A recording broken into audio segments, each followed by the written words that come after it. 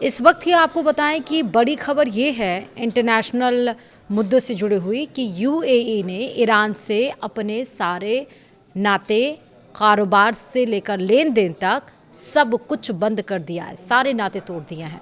इससे किसको होगा नुकसान और ये बड़ा फैसला यूएई ने क्यों लिया है, इस समय क्यों लिया है? नमस्कार, आप देख रहे हैं न्यूज़ 18। मैं हूं आपके साथ श्रुति श्रीवास्तव। ईरान अमेरिका युद्ध में एक बड़ा मोड़ तब आया जब यूएई ने ऐलान कर दिया कि वो ईरान के साथ अपने सारे रिश्ते तोड़ रहा है।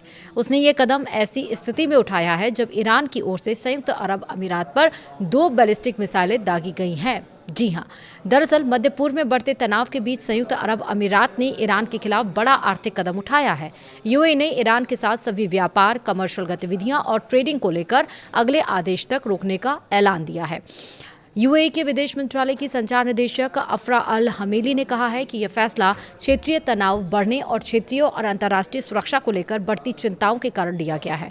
उन्होंने ये भी कहा कि प्रतिबंध अगली सूचना तक जारी रहेंगे। यूएई का यह फैसला उस घटना के कुछ ही समय बाद आया है जब अमीरात ने ईरान पर 2 बैलिस्टिक मिसाइलें दागने का आरोप लगाया। यूएई के रक्षा मंत्रालय के मुताबिक उसकी वायु रक्षा प्रणाली ने ईरान से छोड़ी गई 2 मिसाइलों का पता लगाया। शुरुआती जानकारी के मुताबिक एक मिसाइल यूएई के समुद्री क्षेत्र के बाहर गिरी, जबकि दूसरी उसके क्षेत्रीय दल में जा गिरी। बाद की जांच में यूएई ने दावा किया कि दोनों मिसाइलों का निशाना समुद्री जहाजों की आवाजाही था और दोनों समुद्र में गिर गई। ईरान की ओर से यूएई के इन आरोपों पर तत्काल कोई प्रतिक्रिया नहीं आई है। इस पूरे घटनाक्रम में स्ट्रेट ऑफ हॉर्मुज़ सबसे अहम मुद्दा बना हुआ है। ईरान पहले ही संकेत दे चुका है कि अमेरिका के साथ शांति समझौता होने तक यह रणनीतिक समुद्री रास्ता बंद रह सकता है। स्ट्रेट ऑफ हॉर्मुज़ यूएई के बंदरगाहों और पूरे खाड़ी क्षेत्र से होने वाले अंतर्राष्ट्रीय समुद्री व्यापार के लिए बेहद महत्वपूर्ण है। ऐसे में इसके आसपास बढ़ता तनाव वैश्विक व्यापार और तेल आपूर्ति को प्रभावित कर सकता है।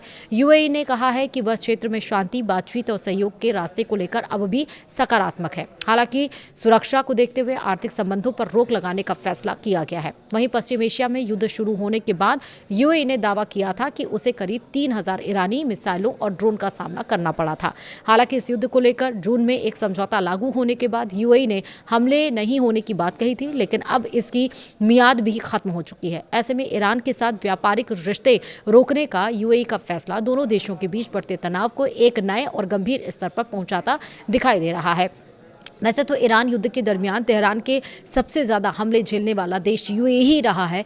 यहाँ अमेरिकी एयरबेस होने की वजह से ईरान ने खूब मिसाइलें और ड्रोन बरसाए हैं और इस देश में टूरिज्म का भी भरपूर नुकसान हुआ है। लेकिन इससे इनकार नहीं किया जा सकता कि यूएई उन देशों में सबसे आगे था जो शांति चाहते थे। ईरान और अमेरिका के बीच हुए एमओयू के दरमियान जब ईरान में 300 बिलियन के इन्वेस्टमेंट की बात हुई थी तो इसे करने वाले देशों में यूएई का नाम सबसे आगे था। प्रतिबंधों के बाद इस योजना पर भी पानी फिर सकता है।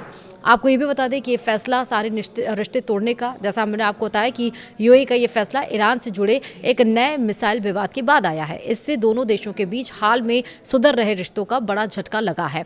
यूएई के रक्षा मंत्रालय के मुताबिक मंगलवार को उसकी एयर डिफेंस सिस्टम ने ईरान से दागी गई 2 बैलिस्टिक मिसाइलों का पता लगाया। ये मिसाइलें यूएई की तरफ ही आ रही थी। इसके बाद यूएई के लोगों के मोबाइल फोन पर कुछ समय के लिए मिसाइल खतरे का अलर्ट भेजा गया। यूएई का कहना है कि उसकी जांच में पता चला कि दोनों मिसाइलें समुद्री जहाज को निशाना बनाने के लिए दागी गई थी। एक मिसाइल यूएई के क्षेत्रीय जल से बाहर समुद्र में गिरी, जबकि दूसरी यूएई के क्षेत्रीय जल में गिरी। यूएई के मुताबिक इस घटना में कोई नुकसान या किसी में के घायल होने की खबर नहीं है। हालांकि ईरान ने मिसाइल दागने से इनकार किया है। ईरानी विदेश मंत्रालय के प्रवक्ता इस्माइल बघाई ने यूएई के आरोपों को बेबुनियाद बताया। क्षेत्र के देशों से ऐसे आरोप लगाने से बचने को कहा है। लोगों को अलर्ट भी भेजा गया कि आप भी बचकर रहिए।